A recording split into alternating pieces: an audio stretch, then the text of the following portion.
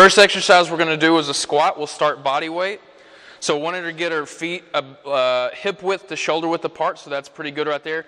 Toes aren't quite straight ahead, they're just slightly out because we want the knees to kind of track right over the toes, right? So knees aren't going in or outside of the toes. So let's go ahead and do a couple reps here. So she's initiating that movement with her hips, and then the knees also follow. She's keeping a nice upright torso. She's not leaned forward. And we're letting the hips lead the way down. And then as she stands up, the shoulders are leading the way up, right? So let's go ahead and turn sideways so we can see some depth here. So do the same thing. So what we want her to do in a proper squat when she goes down is we'll get the hips, the crease of the hips right here, just below the top of the knee, right? So this is a good squat. So she comes up just a little bit, like let's get right there. So now we're about 90 degrees. So that's a 90-degree squat, which is just above parallel, or she can drop all the way down, which we're below parallel here, right? So we want to have the mobility to do this where the heel stays on the ground. She's got enough ankle mobility to get in this position. Torso's still upright. But whenever we're adding weight onto this, we want to get just at parallel, so just where this crease gets below the top of the knee. Good. So heels aren't lifting up off the ground. We don't see anything, knees aren't caving in, that sort of thing when she's going down. So now we can add some weight to it. So for a goblet squat, we'd hold this weight. It could be a dumbbell, kettlebell, whatever. But she's going to go ahead and squat. So we're adding a little bit of resistance now on the legs, on the torso. And she's going to feel pretty good because of that counterbalance in front. It's probably even going to let her squat down a little deeper. So this is a good teaching tool as well if we're having problems getting depth. Good. So she's going just to parallel, maybe a little below, and it looks awesome. So go ahead and let's face the camera and do a couple reps. So she's holding that up nice and tight. It's not about wearing out the arms. We just want to add load to the lower body here.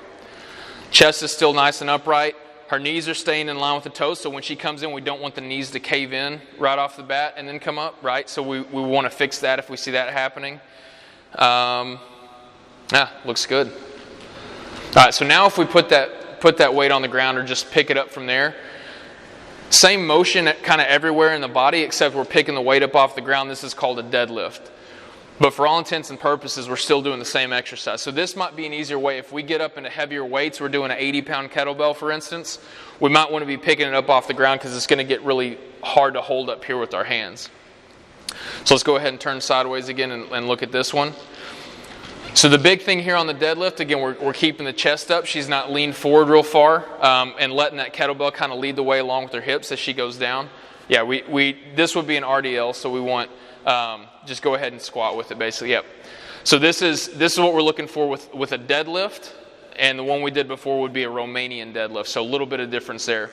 Now what we want her to do here, make sure that she's keeping this nice posture the whole time. When she's done with the exercise or when she starts the exercise, go ahead and squat down. Sit the weight down properly and then stand up out of it. So we don't want to get lazy when we're picking it up or setting it down because that's when we get back tweaks and that sort of thing. So one last way we can load the squat, barbell on, and so we can use a fixed barbell or we can add plates, things like that. But when she has her hands up tight like this, she's got her scapular, shoulder blades kind of pulled in.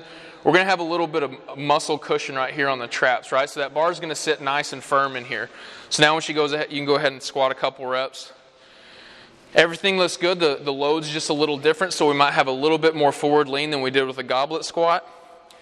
But we still don't want to be bending way forward in the chest, right? So go ahead and face me again, turn sideways, and we'll look at this. So we'll get a couple good reps. Good. Hips are leading the way down, shoulders leading the way back up. Very good. So what we don't want to get is if she hits kind of a wall right here about halfway down and then just starts trying to get your chest down low.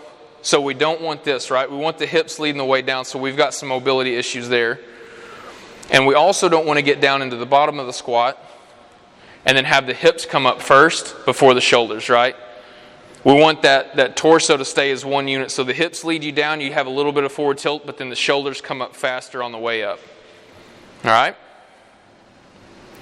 Perfect. So here in a squat with any of these loading methods, we're getting a lot of work here with the quads and the hamstrings. The glutes are extending the hips.